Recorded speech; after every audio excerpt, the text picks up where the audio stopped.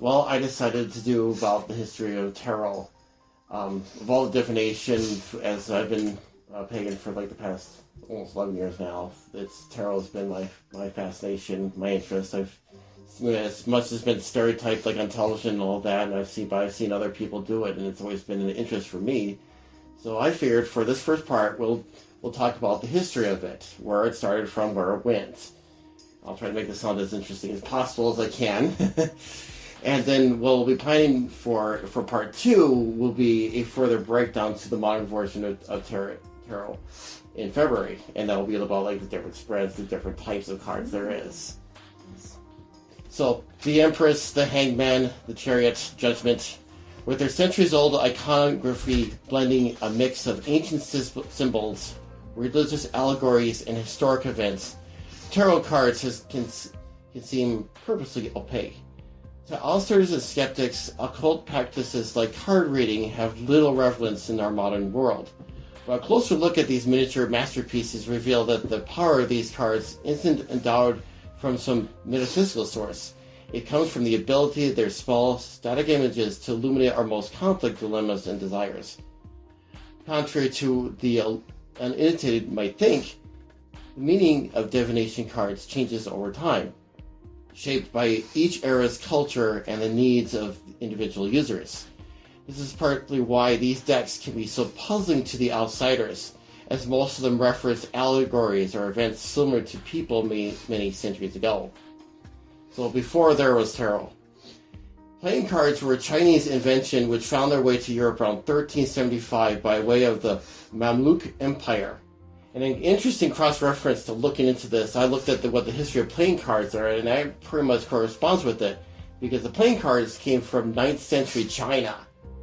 Seems like we got a lot of things from China, from this to spaghetti. And ketchup. And ketchup. Thank you, Marco Polo. They spread very quickly through much of Western Europe. Trick-taking games of some sort, traditionally the most popular form of card game, probably arrived with the cards. However, we know most of nothing about the games played. The design of the Mamluk cards changed very little as adopted by the Italians, and so-called Moorish cards may have been also used in Europe. 4 cards were the swords, staves, or the Mamluk decks used polo cards, coins, and cups. Each suit had 10 pip cards, which there were 3 court cards, a king, knight, and page, creating a 52-card deck. Let's see where that connects. While the basic Italian suit system continued to be used, variations developed most immediately. Spanish decks used the staves into clubs and altered the designs, and German card makers developed a number more alternative suit systems.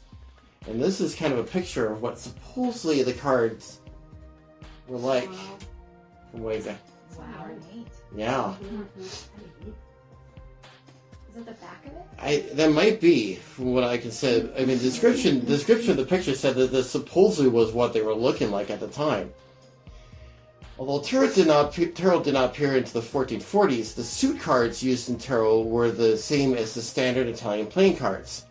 In some regular Italian suited decks of the period, queens have been added to the suit cards, creating a 56-card deck, and each such deck was used as the basic of tarot.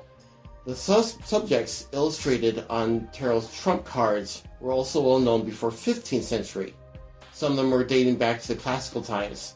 Figures such as uses the emperor and pope, allegories of love, death, the wheel of fortune, the 3 moral virtues, and the astrological subjects from the Revelation were staples of medieval art. Even seemingly enigmatic subjects, such as the female figure, were papal attributes of a man hanged by 1 foot, were far less obscure than that Milal. Think that again when you have those special types of playing cards, of course. So now we get to the imitation of tarot. The idea of trumps appears to be a European invention, which first appeared in the 1420s in the German name of, I apologize if I slaughter this pronunciation, Knuffel. Tarot was probably created 10-15 years later, around 1440, somewhere in northern Italy. The earliest surviving Milanese tarot decks and Fermi's references to tarot both came from that period. As noted, the tarot deck consisted of a regular 56-card deck, augmented with a hierarchy of 22 illegal trump cards. This created the standard 78-card deck, originally referred to as the Carte del Triomphe cards with trumps. Each trump trumped the lower-ranking trumps in the manner of the popular Triomphe motif, which appeared in art, literature, religious professions, festival pageants, and so on and so on. The subjects pictured on each of the allegorical cards appeared to have the standard form of the beginning. The vast majority of the tarot decks in the 15th to 17th centuries shared that design, and the occasional variants all appear to be derived from the archetypal standard. The series of images was similar to the cycles of the ancient Christian art of that era.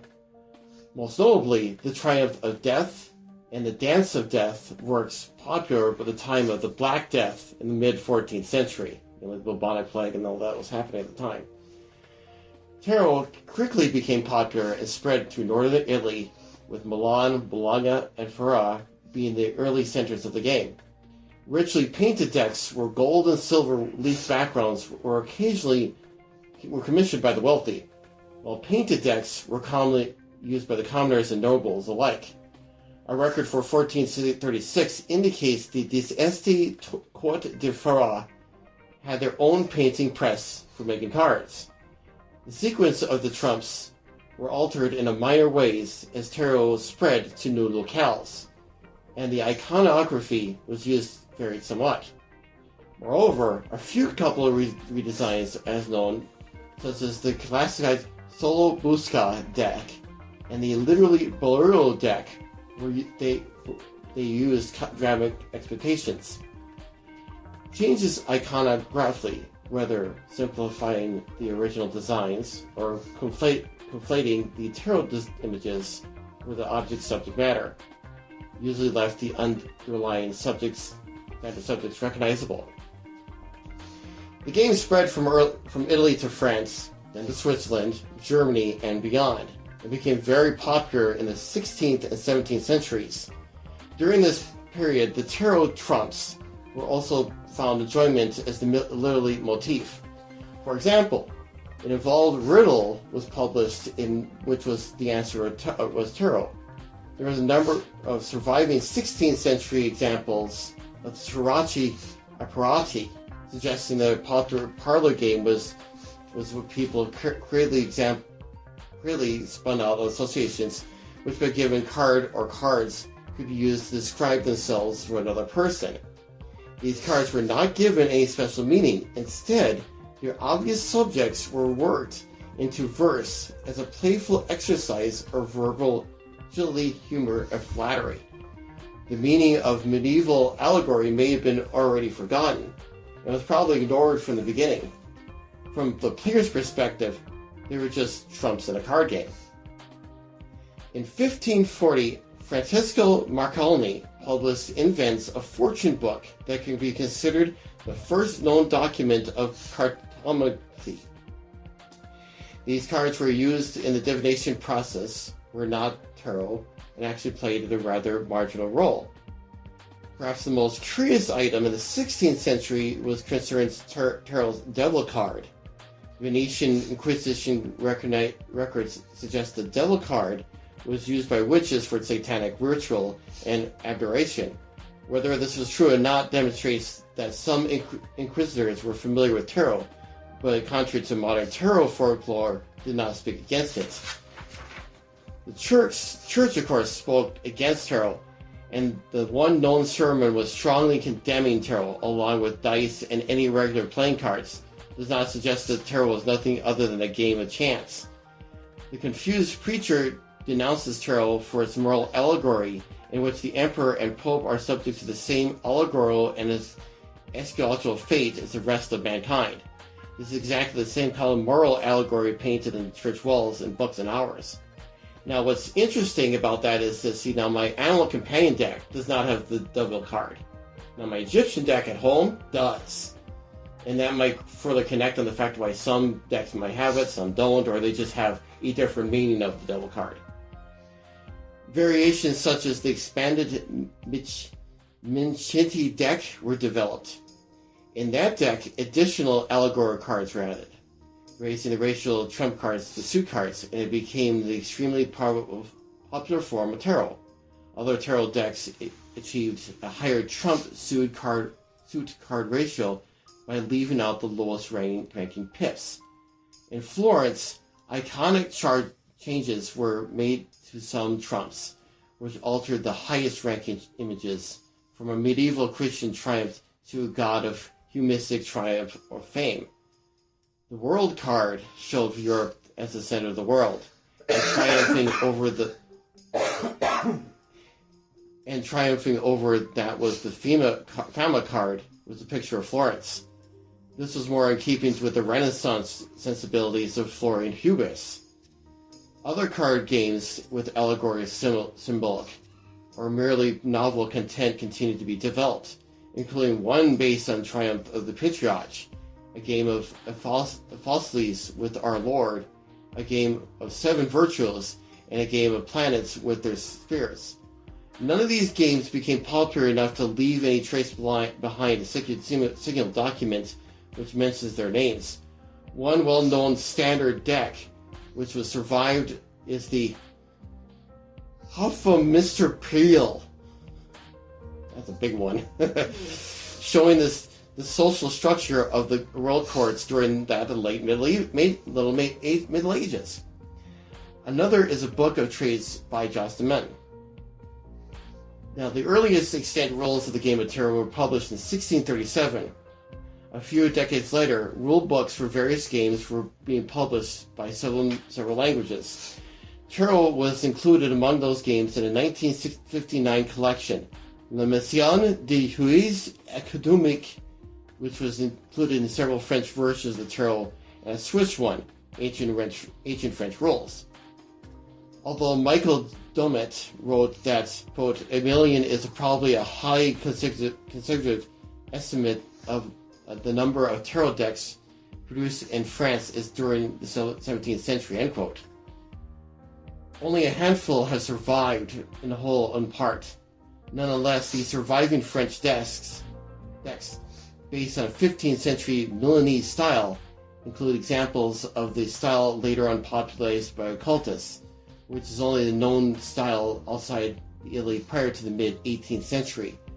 Although originating in Milan and produced many of these ideas beyond Italy and France, the style is commonly referred to as Tarot di Messel, or TDM. Tarot has been introduced to Sicily since the 1600s, whereas another variant deck developed. So now we're getting to more of the modern. In the middle 1700s, saw a great development in the game of tarot, a modernized deck, along with the growth of tarot's popularity. Dummett notes that the 100 years between 1730 and 1830 were the heyday of the game of tarot, and was played not only in northern Italy, eastern France, Switzerland, Germany, and Austria-Hungary, but also in the Belgium, Netherlands, Denmark, Sweden, and even Russia. Not only was it in these areas a famous game with many devotees, it was also during that period more truly an international game than it had ever been before or than ever since. Beginning in around 1750, a modernized deck had become popular in many areas. The more common French suit signs, spades, hearts, clubs, and diamonds, replaced the older Italian ones. And around 1780, the trumps became double-headed.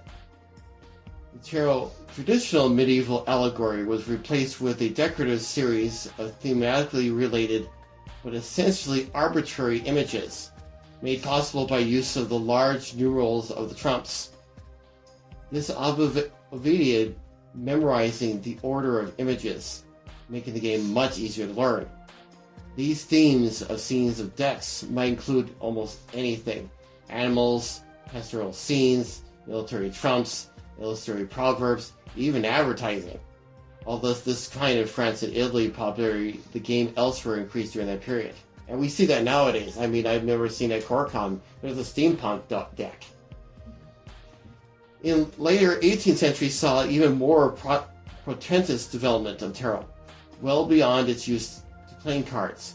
Fortune-telling with playing cards had been developed from their use as the randomizing device to pick a page in the Book of Fortunes from the 1500s, though its use of special fortune-telling decks in the 1600s, and finally to point at regular decks being used for symbolic meaning in the 1700s. Few scattered indications of this appear earlier in the century, but the first book on cartomancy was published in 1770. It was written by Estella, the world's first professional cartomancer, which became one of the founders of the cult.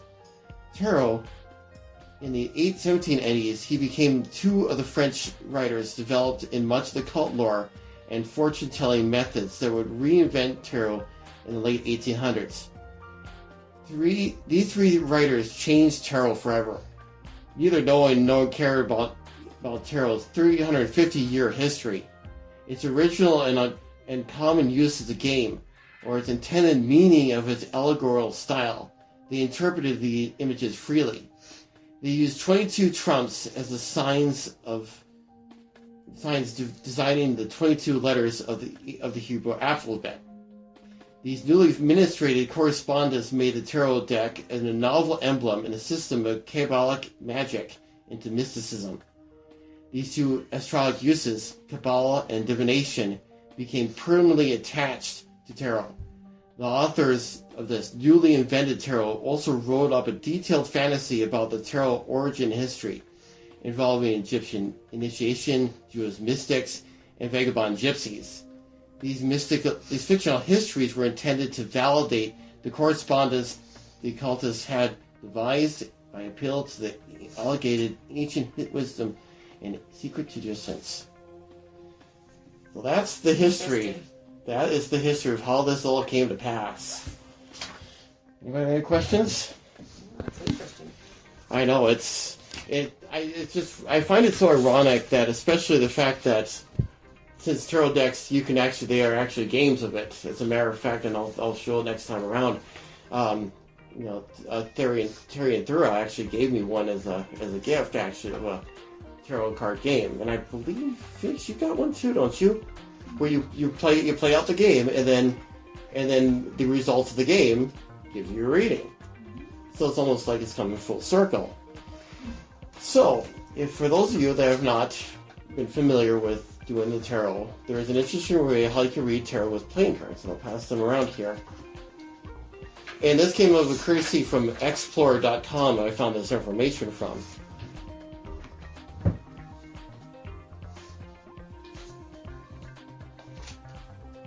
One of Silver Revenue's books also addressed it. It's kind of like how our mom, when we were kids, she used to show us fortune cookies and was playing cards and we did it that way too. I didn't even know it was their style. They were like, hey. It's kind of interesting how the fact that the way I understood it, comparing the history of the tarot to the history of playing cards, it's like they came from the same source. It's just that one predicted your future and one, well, you almost lost your shirt. And who knows, maybe in the future you were going to lose your shirt anyway. It was going to come up, yes.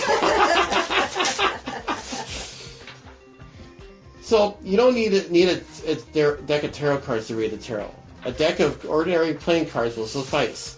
Before you begin, it's important to remember that some people can be upset by disturbing readings, so always keep your readings upbeat and emphasize even if it's just for fun. Should you want an in-depth reading, it's best to consult a professional tarot reading with a good reputation. That's a lot of times that I will do as well whenever I do a tarot reading, especially if, making sure to ask specifically what they're looking for, I kind of give the heads up because it might not always come out with a good result. A regular tarot deck has an extra set of cards called the Major Arcana that gives extra depth and power to the meaning of the spread layout of the cards. These qualities will obviously be missing when reading with the playing cards. Apart from the court royal figures of cards, there are no images to guide you in the deck of cards. Therefore, the two most important elements of the cards are the numbers and the suits. We will get to the number properties for the next section. So basically, like in a standard deck of 10 cards, you have the hearts, spades, diamonds, and clubs. The hearts are like the tarot equivalent for the cups, which means emotions, feelings, and relationships. The spades are the swords, thinking and communication. The diamonds are the pentacles, practices the material world. And the clubs, wands, and creativity and action. And then basically breaks this down. Hearts represents the realms of emotions and feelings. Spades are connected to aspects of thinking and communication. Head stuff, if you like. Diamonds can give you information about the practices of life, including homework, projects, and money. And clubs are very active cards representing creativity, business, action, adventure, risk, and confirmation. So we keep the Joker cards in? Actually, you can keep the Joker card in if you want, because that is basically like the equivalent of like the Trickster or The Fool. the Fool. Yep, that's another version of it. Yeah. So you can. That one's kind of optional. Then knowing the properties of the numbers will give you a solid framework of which to base the card readings, whether they're playing cards, the tarot. Remember that each attribute has a positive and negative aspect. For example, fours mean stability. They can also mean feeling struck. So ace is 1, beginnings, 2 is balance, 3 is connection, 4 is stability, 5 is disturbance, 6 is harmony, 7 is mystery, 8 is movement, 9 is growth, 10 is contemplation. So now it is applying the suits to the numbers. So now we have 2 points to reference each card to suit the number. So now the following table will help you interpret each card. However, the effectiveness of the reader depends upon the skills of seeking the story in the cards, linking them together and judging how one might influence another. These skills will only come with practice. Also, keep in mind that these meanings are necessarily brief and you can extend them to encompass related concepts. For example, the 3 of Hearts can indicate a party. 4 of Clubs might mean a wedding or a change of residence, or event of circumnation of hard work. So, yeah, I'll do examples here. Let me give my cards a good shuffle here and see if I can get that here. And I'll just do simple. So, okay, so I got the 9 of Hearts. So basically what that means is growth, thinking, communication. From the heart. That's you basically like your if this is like your standard read where you just take the card on the top of the deck and that's what I get. Satisfaction, social Mine's organization, moving quickly, and pregnancy. Well, you're about to start something new. You're going to, you're traveling to get training. Mm-hmm. So now we also have the court cards. The court cards, jacks, knaves, queens, and kings can also be read in 2 ways. They can either represent the personality traits or they can point towards real people. You have to work out which context you're reading. So let's see. Let's see if we'll get the next one here eventually. Come on, please, God. I know you're in there somewhere. Oh no! Okay, so now I got the Queen of Hearts, which means emotional, dependent, empathic. Well, that called me right there. And so now, just like as you were saying, the Joker. The Joker is the equivalent of the Fool of the tarot card. And as such, it means unlimited potential, taking a big risk, but having trust is all as well. It should be a good idea to mark this card and indicate the right way up or wrong way up so that I can show the reverse meanings of folly and foolishness. So basically, this is how you can learn to read the cards. You begin with 1, 2, or 3 card readings. Draw the cards for situations you read about in the press or on TV. Pick a random card each day and see how you connect to it through daily trials and tribulations, triumphs and joys. Read for friends by all means, but emphasize this as fun and practice. Don't try serious readings until you feel competent. Learn how to lay out a spread. The position of the card and the spread will modify its reading. Above all, enjoy the learning experience and don't go and do go and buy yourself your own tarot deck in the future. But yeah, I emphasize greatly on the seriousness of this. I mean, because especially if someone is doing something serious, like for example, my mentor High Priestess Tess, I asked her once, what was her most trickiest means of her work as a High Priestess. She had to do a tarot reading for a woman in the hospital that had cancer. Yeah. My interesting reading I did once, we had a room at Corcon, we did this gypsy caravan room, and I had this one woman sit before me, and I asked her, I asked her, what do you want to know? And she said, I don't really have much in mind, just see what the future holds. So for me, I do like the 7-card horseshoe deck. Mm-hmm. And what was interesting about the first 6 cards was like from the past to the future, all the cards were saying, nothing out of the ordinary, same as is, nothing much is going on. Which is something, because as she was describing more and more, she actually said she had went to college and paid off her student loans, which nowadays that doesn't seem normal. But then for the outcome card, it pretty much said, do something that's the completely opposite of what you'll do. And so we just sat on there for the most of it. And it was like, yeah, the cards are pretty much saying, you've been doing the same rigmarole. Try something different. Yeah. Mm-hmm. So yeah, I hope I didn't bore you with the history of it. Okay. But that will be in, like I said, for part 2 in February, we'll cover the more types of cards and catching up to the modern.